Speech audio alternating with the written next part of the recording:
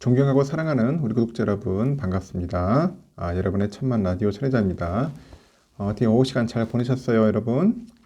천회장은 잠시 한번 산에 갔다가 이제 내려와가지고 잠시 쉬다가 또 여러분들에게 또 영상으로 다가서고 있습니다. 참 하루 빨리 가는 것 같아요. 빨리 가는 거 해도 이제 저물어 가는 것 같고 이제 한 해가 이렇게 조용히 갑니다.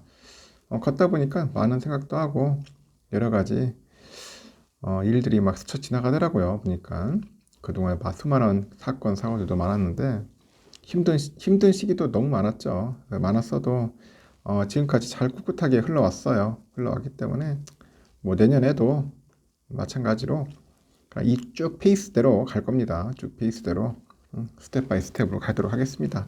힘들더라도 이 꽉물고 한번 가볼게요. 이 어려운 시기 한번 제대로 겪어봅시다. 겪다 보면은 여러분들에게 진짜 말 그대로 면역력, 내공의 힘이 이제 엄청나게 커질 거예요. 그래서 2022년 이민년이라죠. 이민년. 그 이민년은 사이버본하고 또 IT 서비스 업계에서도 이슈가 많았던 한 해로 이제 꼽히고 있는 것 같습니다. 특히 보안 분야에서 이 자타공인 세계 1위 기업이라고 하죠. 삼성전자, 자타공인 세계 1위 기업이요. 보안에서. 그래서 삼성전자가 뭐 랜섬웨어 공격을 받았던 데 이어서 사회적 재난을 또 미끼로 내건 사이버 공격 등이 이제 눈에 띄었다고 합니다. 이쪽 분야에서는. 그 10월 또 아주 재미있는 사건이 있었잖아요. 뭐 재밌다기보다는 아주 황당한 사건이었죠. 황당한 사건. 그러니까 카카오 마비 사태. 어떻게 카카오가 안 돼? 10월 달에 알고 봤더니 불이 나가지고 참 전 국민을 상당히 좀 곤란하게 빠뜨렸었죠.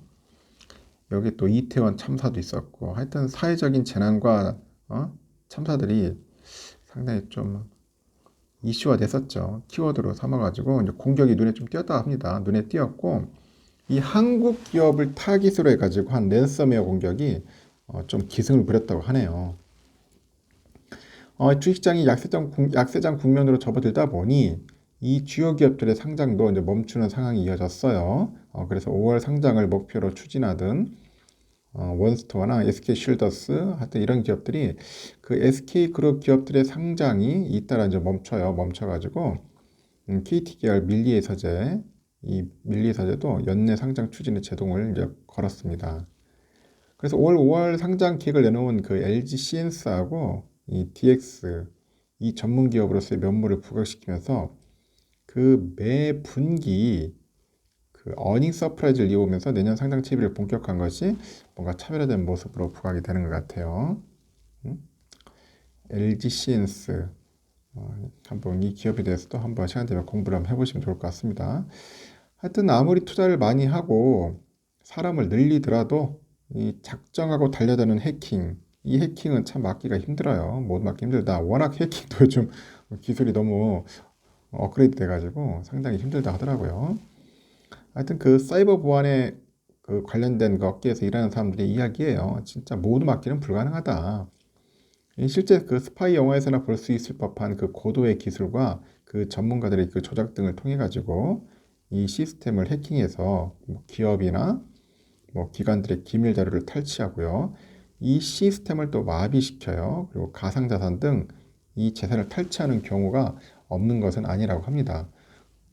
황당하지 않나요? 어떻게 해킹을 해가지고 가상자산을 탈취한다는 게 이게 북한이 다른다고 하더라고요. 북한이 이제 코인류 쪽에 암호화폐 쪽에 상당히 지금 뛰어난 기술을 갖고 있어서 이게 많이 해킹해가지고 코인을 많이 운용을 하는데 지금 코인 값이 폭락을 해가지고 지금 북한 공산당 정부도 지금 골 때릴 거야. 지금 김정은이도 지금 상당히 멘붕이 올 겁니다.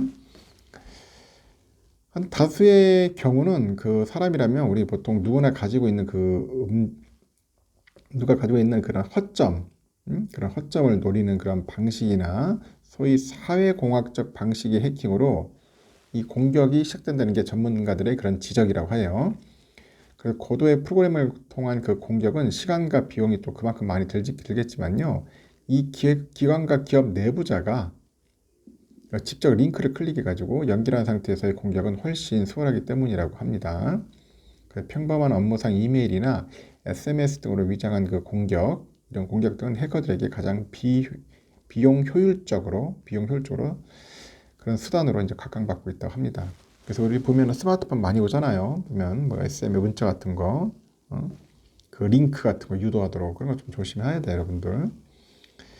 그 한국인터넷진흥원이 발간한 올 상반기 그 하반기 사이버 그 위협 동향 보고서를 보면은 올해만 해도 국내에서는 3월에 삼성전자하고 그 LG전자가 그 랜섬웨어 공격을 받아가지고 이 기밀 데이터가 유출되고요. 임직원 이메일 계정이 탈취되는 일이 또 발생했어요. 그래서 참 황당했다는 겁니다.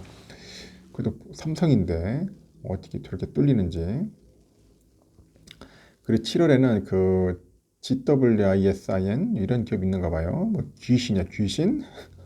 GWISIN 하여튼 귀신, 즉 한국어로 귀신을 의미하는 이름이 붙은 랜섬웨어가 또 기승을 부렸답니다. 7월에 국내 또 콜택시 그 배차 관리 사업자인 오토피온이 랜섬웨어 공격을 받아가지고 뭐 대전, 부산, 인천, 춘천 등 30여 지역의 콜택시 운영이 중단된 사건이 있었고, 또 광주, 전남 지역의 골프장이 랜섬웨어에 감염돼서 홈페이지하고 예약 시스템이 중단된 사례도 주요 사례로 꼽히는데, 이 랜섬웨어 집단 중 가장 유명한 랩서스라고 있어요.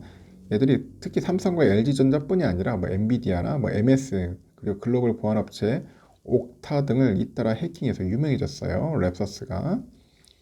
이들은 그 본격적으로 공격 그 전에 그 다크웹 등으로부터 공격 대상 기업과 뭐 기관하고 임직원 메일 계정, 연락처들을 사전에 입수를 해요. 그래서 메일, 피싱 메일이야지. 그러니까 피싱 메일 등의 방식으로 공격을 감행하는 것으로 이제 조사된 것 같습니다.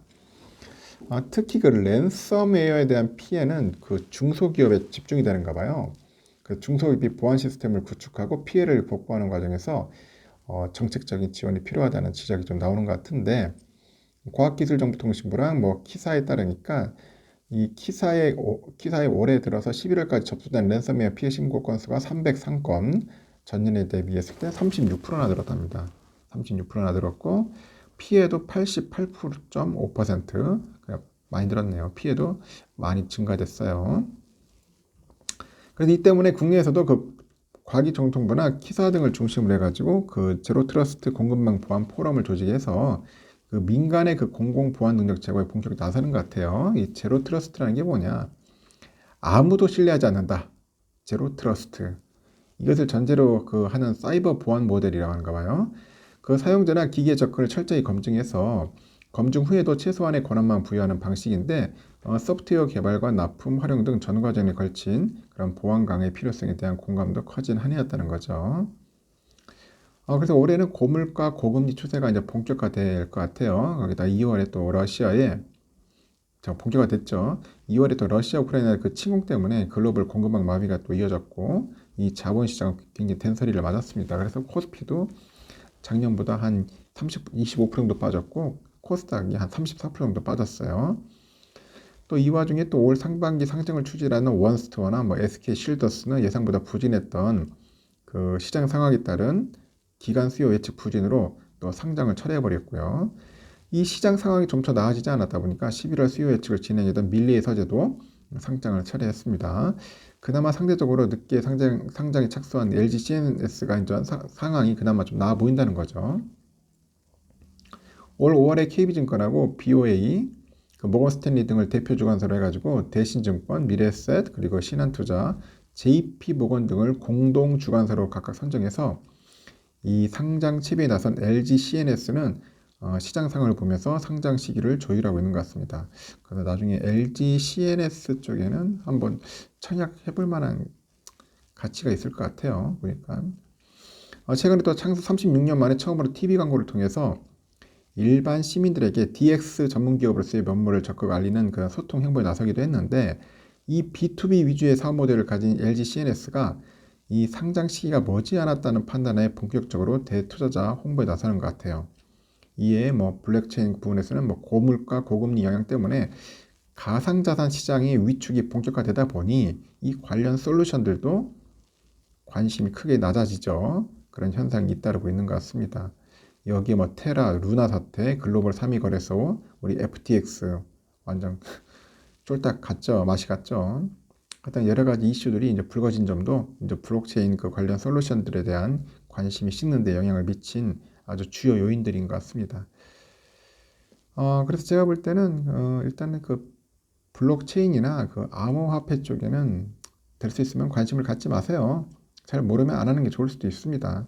제가 나쁘고 좋고 그 떠나서 모르는 거 괜히 덤벼들었다가 더 큰 상처받을 수 있으니까 안 하시는 게 좋을 것 같고, IPO도 마찬가지로 좋은 기업들은 괜찮죠. 초반에 들어가서 뭐 단단하기보다는 뭐 작더라도 뭐 수익을 창출할 수 있으면 뭐 해보는 것도 나쁘진 않은 것 같습니다. 하여튼 내년이 상당히 좀 재미있어질 것 같아요. 그리고 완전 특히 이제 사이버 보안 관련된 이런 쪽도 한번 눈여겨볼 필요는 있을 것 같아요. 그러니까 좋은 기업들 발굴해가지고 뭐 꾸준히 투자하는 것도 나쁘지 않겠다 생각이 듭니다. 하여튼 해킹에 털렸다. 우리 삼성전자. 앞으로는 좀 이런 일이 없었으면 좋겠어요. 삼성이 많이 털리면은 다른 기업들은 뭐 오죽하겠나 보니까. 하여튼 이미지나 그 신뢰가 떨어질 수 있으니까 삼성에서는 이제 보안에 상당히 이제 신경을 많이 쓸 것 같습니다. 관련된 이야기라서 이렇게 뭐 보안과 그런 IPO 관련된 이야기들이 있어서 여러분들에게 잠시 말씀드리는 거고, 또 다음 시간에 또 새로운 소식이나 흥미로운 이야기가 있으면은 전달드리도록 할게요.